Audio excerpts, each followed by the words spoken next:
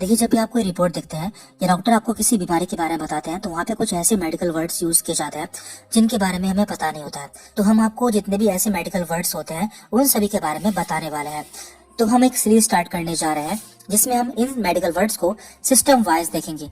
तो आज हम बात करेंगे जीआईटी सिस्टम के बारे में, जिसे हम गैस्ट्रो इंटेस्टाइनल सिस्टम कहते हैं। इसमें हमारे खाना खाने से लेकर मल त्यागने तक का पूरा पाचन तंत्र आता है। तो यहाँ पे हम अपने पाचन तंत्र में होने वाली सभी प्रॉब्लम्स के बारे में बात करेंगे। तो पहले हम माउथ के लिए यूज होने वाले कॉमन मेडिकल वर्ड्स के बारे में बात करेंगे। तो इसके लिए पहला वर्ड है माउथ अल्सर या फिर एप्थे। तो इसका मतलब होता है मुंह में छाला हो जाना। इसके बाद दूसरा वर्ड है हेलिटोसिस। इसका मतलब होता है मुंह से बदबू आना या फिर बैड ब्रेथ। अब हम बात करते हैं टीथ डिसीज के बारे में, यानी कि दांतों में होने वाले कॉमन प्रॉब्लम्स। तो यहाँ पर पहली प्रॉब्लम है टूथ डिके या फिर कैविटी। तो कई बार हमारे दांतों में किसी इन्फेक्शन या फिर किसी और वजह से हमारे दांत गलने या फिर टूटने स्टार्ट हो जाते हैं। इसके अलावा सेंसिटिव टीथ। तो कई बार हमारे दांत सेंसिटिव हो जाते हैं जिसमें ठंडा या फिर गर्म लगने लगता है। तो माउथ की प्रॉब्लम जानने के बाद अब हम बात करते हैं थ्रोट प्रॉब्लम्स के बारे में, जिसे कि हम गला कहते हैं। तो गले में होने वाली कॉमन प्रॉब्लम है सोर थ्रोट। तो कई बार आपको सोर थ्रोट देखने को मिलता है। इसमें क्या होता है, किसी इन्फेक्शन या फिर किसी इरिटेशन के कारण हमारे गले में दर्द होता है या फिर गले में खराश होती है, जिसे कि हम सोर थ्रोट कहते हैं।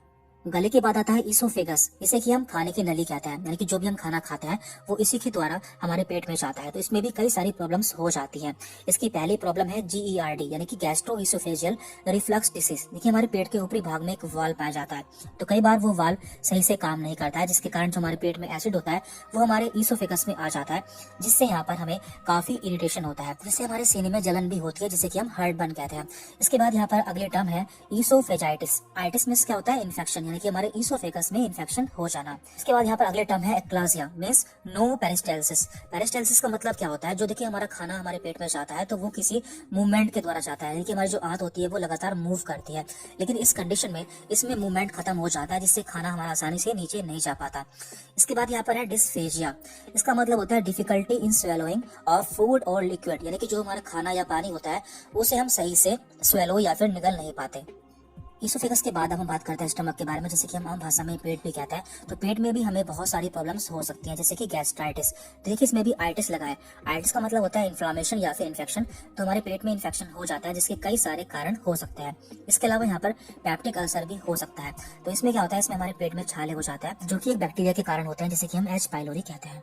स्टमक के बाद अब हम बात करते हैं लीवर के बारे में, जो कि बाइल का फॉर्मेशन करता है, जिसे कि हम आम भाषा में पित्त भी बोल देते हैं। तो लीवर में भी हमें बहुत सारी प्रॉब्लम्स हो सकती हैं, जैसे कि हेपेटाइटिस मींस लीवर में इन्फेक्शन हो जाना।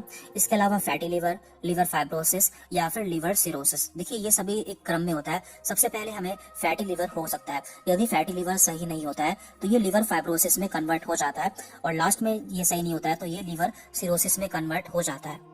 लीवर में बनने वाला बाइल जूस या पित्त पेट में आने से पहले हमारे गाल ब्लैडर में इकट्ठा होता है, जिसे कि हम आम भाषा में पित्त की थैली भी बोल देते हैं। तो पित्त की थैली में भी हमें बहुत सी प्रॉब्लम हो सकती है, जैसे कि गाल स्टोन, यानी कि पित्त की थैली में पथरी हो जाना। इसके अलावा कोलेसिस्टाइटिस मींस गाल ब्लैडर में इन्फेक्शन या फिर इन्फ्लामेशन हो जाना। लीवर और गाल ब्लैडर के बाद अब हम बात करते हैं पैंक्रियास के बारे में। तो पैंक्रियास हमारे डाइजेशन में हेल्प करता है, क्योंकि यहाँ से बहुत सारे हार्मोन्स और एंजाइम प्रोड्यूस होते हैं। तो इसमें भी कई सारी प्रॉब्लम हो सकती है, जैसे कि पैंक्रियाटाइटिस। तो ये भी दो तरह का होता है, एक होता है एक्यूट और एक होता है क्रोनिक। एक्यूट मींस जो कि हाल फिलहाल में या फिर 3 महीने के अंदर हुआ हो, उसे हम एक्यूट पैंक्रियाटाइटिस कहते हैं, और जो कि 6 महीने से ऊपर हो उसे हम क्रोनिक पैंक्रियाटाइटिस कहते हैं। इसके अलावा हमारा पैंक्रियास कुछ हार्मोन भी सीक्रेट करता है, जैसे कि इंसुलिन। तो कभी कभी इसमें कोई प्रॉब्लम हो जाती है, जिसके कारण हमें शुगर या फिर डायबिटीज भी हो सकती है। पैंक्रियास के बाद अब हम बात करते हैं इंटेस्टाइन के बारे में, जैसे कि हम आम भाषा में आंत बोलते हैं।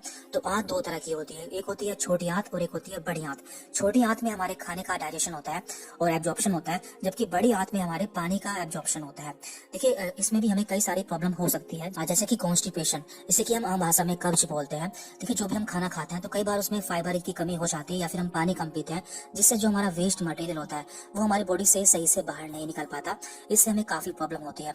इसके अलावा यहाँ पर होने वाली दूसरी प्रॉब्लम है डायरिया। इसे हम आम भाषा में लूज मोशन कहते हैं। इसके द्वारा या इसके कारण हमें बार बार स्टूल पास करने के लिए जाना पड़ता है। इसके अलावा यहाँ पर दूसरी प्रॉब्लम भी हो सकती है, जैसे कि IBD, इसकी फुल फॉर्म होती है इन्फ्लामेटरी बोवेल डिसीज। इसमें भी कई सारी प्रॉब्लम हो सकती है, जैसे कि सीलिक डिसीज। तो कई लोगों में उन्हें ग्लूटेन से एलर्जी होती है। ग्लूटेन एक सब्सटेंस होता है जो कि गेहूं में पाया जाता है। तो जिन लोगों को एलर्जी होती है और वो ग्लूटेन खाते हैं तो उनके इंटेस्टाइन में इन्फ्लामेशन हो जाता है। इसी तरह से यहाँ पर एक दूसरी डिसीज है क्रोन्स डिसीज। तो ये भी एक एलर्जिक डिसीज होती है। इसका जो एग्जैक्ट कॉज है वो अननोन है, लेकिन इसमें भी हमारे इंटेस्टाइन में इन्फ्लामेशन हो जाता है। अब हम बात करते हैं लार्ज इंटेस्टाइन के बारे में। तो हमारी बड़ी आंत में भी कुछ प्रॉब्लम हो सकती है, जैसे कि पाइल्स। इसे हम आम भाषा में बवासीर कहते हैं। ये दो तरह की होती है, एक होती है ब्लीडिंग पाइल्स और एक होती है विदाउट ब्लीडिंग पाइल्स, यानी कि खूनी बवासीर और एक बिना खून वाली बवासीर। इसके अलावा यहाँ पर एनल फिस्टुला भी हो सकता है और एनल फिशर भी हो सकता है। एनल फिस्टुला और एनल फिशर में क्या अंतर होता है वो हम जान लेते हैं। इसमें क्या होता है, जो हमारी एनल कैनाल होती है जहाँ से हम मल त्याग करते हैं, वहां पर एक एक्स्ट्रा कैनाल बन जाती है। यदि यह कैनाल एनस वाले पार्ट से बनती है तो उसे हम एनल फिशर कहते हैं, और यदि ये किसी और जगह से बनती है तो हम इसे एनल फिस्टुला कहते हैं। इस वीडियो में हमने अपनी पाचन तंत्र में होने वाली लगभग सभी बीमारियों के बारे में जान लिया है, जो कि आपको अक्सर देखने को मिल सकती है। आगे की वीडियोस में हम अपने दूसरे सिस्टम्स के बारे में बात करेंगे। Thank you very much.